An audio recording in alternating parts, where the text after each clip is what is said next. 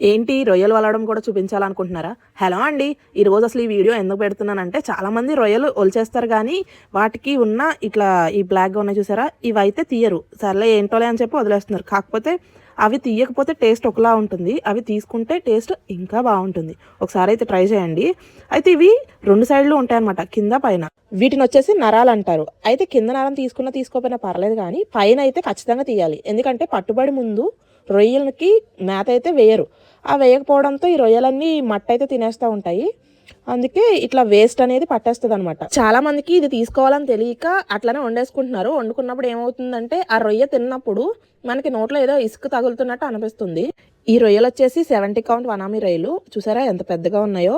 ఇంత రొయ్య వండేసుకున్నా బాగానే ఉంటుంది. లేదు అనుకుంటే సగం చేసుకుని, అంటే దీన్ని హాఫ్ కింద చేసుకుని అయితే ఫ్రై చేసుకోవచ్చు. చాలా అంటే చాలా బాగుంటుంది. మరిన్ని అప్డేట్స్ కోసం కొంచెం సబ్స్క్రైబ్ చేసుకోండి.